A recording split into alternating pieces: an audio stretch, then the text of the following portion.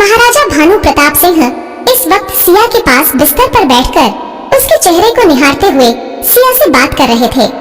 तभी उनके फोन पर एक वॉइस मैसेज आया। जैसे ही भानु प्रताप सिंह ने उस वॉइस मैसेज को खोलकर देखा तो पाया कि इस मैसेज में भंवर पाटिल राघव को सिया के बारे में अपशब्द बोल रहा था। भंवर पाटिल के मुंह से सिया के बारे में अपशब्द सुनते ही भानु प्रताप सिंह की आंखें गुस्से से लाल हो गईं और उसने गुस्से में भंवर पाटिल का नाम लेकर अपनी मुट्ठियां भींचकर चिल्लाते हुए कहा, भंवर पाटिल, तेरी इतनी हिम्मत कि तू हमारी रानीसा के बारे में ये सब बोलेगा? आज हम तुझे छोड़ेंगे नहीं। इतना कहकर भानु प्रताप सिंह दांत पीसते हुए अपने कमरे से निकलकर सीधा गेस्ट रूम में आ गया। भानु प्रताप सिंह को गेस्ट रूम में देखकर भंवर पाटिल ने हंसते हुए कहा, आइए हुकुम साहब, मैं कब से आपका इंतजार कर रहा था। आपको इतनी बड़ी खुशखबरी जो देनी थी। आपको पता है, आपके दुश्मन राघव सिंघानिया ने मुझ पर हाथ उठाया तो मैंने भी उस इंस्पेक्टर विनय यादव के हाथों उसकी धुलाई करवा दी। भंवर पाटिल के मुंह से इतना सुनते ही भानु प्रताप सिंह ने गुस्से में भंवर पाटिल को घूरते हुए कहा, क्या कहा तुमने भंवर पाटिल? हमने पूछा तुमने राघव से ऐसा क्या कहा जिसे सुनकर उसे गुस्सा आ गया और उसने तुम्हारी गर्दन पर हाथ डाला। इतना सुनते ही भंवर पाटिल ने मुस्कुराते हुए कहा, आपको पता है, हुकुम सा उस राघव सिंघानिया की गर्लफ्रेंड उसे छोड़कर भाग गई और उसके लिए वो मरा जा रहा था।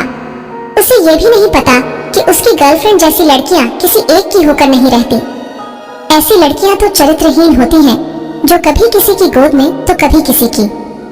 भंवर पाटिल सिया के बारे में आगे कुछ बोलता उससे पहले ही भानु प्रताप सिंह ने भंवर पाटिल के मुंह पर एक जोरदार मुक्का दे मारा, जिसकी वजह से भंवर पाटिल के दोनों दांत टूटकर जमीन पर गिर गए और उसके मुंह से खून बहने लगा।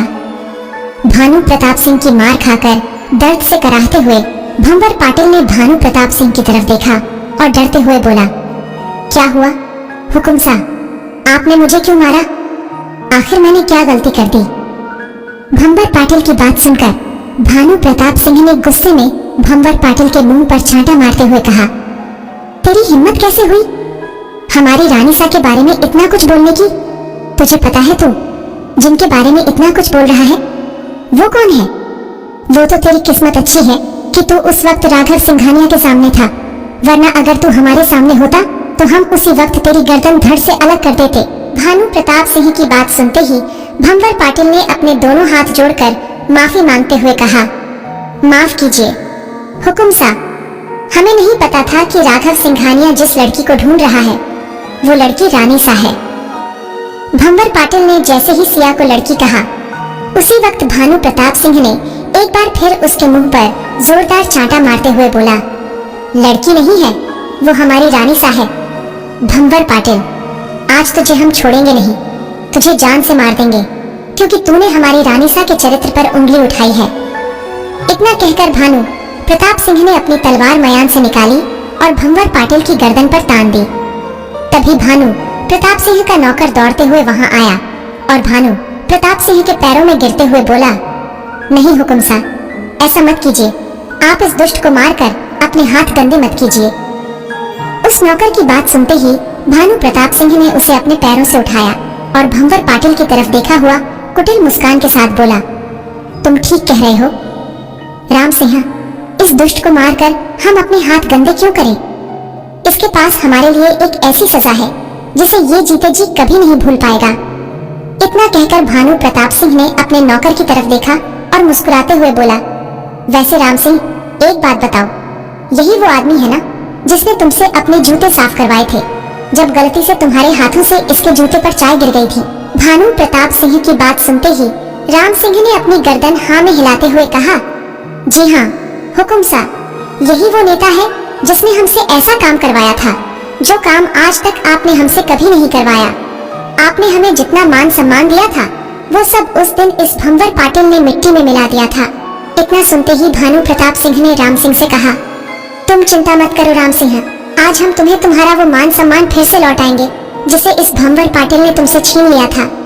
आज तुम इस भंवर पाटिल को इसकी ही नजरों में गिराओगे।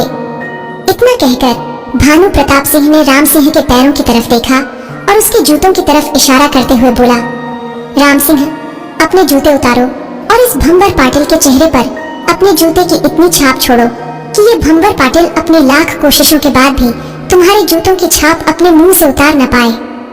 भानु प्रताप सिंह का हुक्म मानते हुए उस नौकर ने खुश होकर अपने पैरों से जूता निकाला और धड़ाधड़ भंवर पाटिल के मुंह पर अपने जूते बरसाने शुरू कर दिए। राम सिंह उसे जूते मारते हुए गेस्ट रूम से महल के बाहर ले आया और उसके सभी सिक्योरिटी गार्ड्स के सामने भंवर पाटिल की इज्जत नीलाम कर दी। एक मामूली नौकर के हाथों जूते खाकर भंवर पाटिल अपमान की आग में जलता हुआ भानु प्रताप सिंह के महल से निकल गया। भंवर पाटिल के वहां से जाते ही भानु प्रताप सिंह ने अपने नौकर से कहा, ध्यान रखना राम सिंह, आज के बाद ये भंवर पाटिल हमारे महल के आसपास भी नहीं दिखना चाहिए। अगर कभी दिख जाए तो बिना कुछ सोचे समझे इसे गोलियों से भून देना। इधर विक्रम राघव को ऐसे हाल में देखकर दुखी हो रहा था। तभी राघव को कुछ याद आया और उसने विक्रम से सवाल पूछते हुए कहा, नमन से बात नहीं हुई क्या तुम्हारी? उसने बताया कि उसने झूठ क्यों बोला कि सिया का एक्सीडेंट हो गया था। राघव की बात सुनते ही विक्रम ने झट से कहा, पता नहीं राघव, लेकिन तुम्हारे आने के बाद से नमन का कोई अता पता नहीं है। पता नहीं वो कहाँ चला गया और उसने तुमसे झूठ क्यों बोला, ये भी मैं नहीं जानता। मैं तो विदेश से आते ही सबसे पहले सिंघानिया मेंशन गया था। वहीं मुझे निया से पता चला कि तुम इस वक्त यहाँ फंसे हुए हो। वैसे एक बात तो है राघव, जब से सिया गई है तब से निया ने दादी को बहुत अच्छे से संभाला है। विक्रम आगे कुछ बोलता है, उससे पहले ही राघव ने चिल्लाते हुए कहा, ये तू क्या बोल रहा है? विक्रम थोड़ा तो सोच समझकर बोल। यार सिया कहाँ जाएगी? सिया कहीं नहीं गई, मुझे बस उसे ढूंढना होगा। मुझे पूरा यकीन है किसी ने मेरी सिया को मुझसे अलग करने के लिए ये सब जाल बिछाया है। वो कौन है और मेरी सिया को मुझसे दूर क्यों करना चाहता है, ये सब मैं नहीं जानता। लेकिन एक बार अगर पता चल गया कि मेरी सिया किसी मुसीबत में है तो मैं सिया को बचाने के लिए हर मुसीबत से लड़ जाऊंगा। तभी विक्रम ने राघव के कंधे पर हाथ रखा और उसे सांत्वना देते हुए बोला, तू चिंता मत कर राघव, मैं हूं ना, मैं सिया का पता लगाऊंगा। तू बस फिलहाल अपना ख्याल रख। मैं तुझसे वादा करता हूँ मेरे दोस्त, मैं तुझे बहुत जल्दी इस जेल से भी छुड़ाऊंगा और सिया का पता भी लगाऊंगा। विक्रम आगे कुछ बोलता है उससे पहले इंस्पेक्टर विनय यादव ने विक्रम से कहा, माफ करना विक्रम, लेकिन अभी तुम्हारा राघव से मिलने का समय समाप्त हो चुका है। किसी ने तुम्हें राघव के साथ देख लिया तो पता नहीं वो पाटिल मेरी फैमिली के साथ क्या करेगा, इसलिए प्लीज चलो यहाँ से। इंस्पेक्टर विनय यादव की बात सुनते ही राघव ने विक्रम से कहा, अब तू जा विक्रम, और जितनी जल्दी हो सके उतनी जल्दी सिया का पता लगा। पता नहीं क्यों लेकिन सिया को लेकर मेरा दिल बहुत घबरा रहा है, कहीं वो किसी मुसीबत में तो नहीं है। प्लीज विक्रम, जल्दी से जल्दी मेरी सिया का पता लगा। मुझे तुझसे और कोई हेल्प नहीं चाहिए मेरे भाई। राघव की बात सुनकर विक्रम ने अपनी गर्दन हाँ में हिलाते हुए कहा, ठीक है राघव, मैं जाते ही अपने सारे खबरियों को इसी काम पर लगा दूंगा और मैं नमन को ढूंढने की भी कोशिश करता हूँ। हो सकता है उसे सिया के बारे में कुछ पता हो। इतना कहकर विक्रम पुलिस स्टेशन से चला गया। क्या विक्रम सिया को ढूंढने में कामयाब हो पाएगा? क्या सिया के गायब होने के पीछे नमन का हाथ है?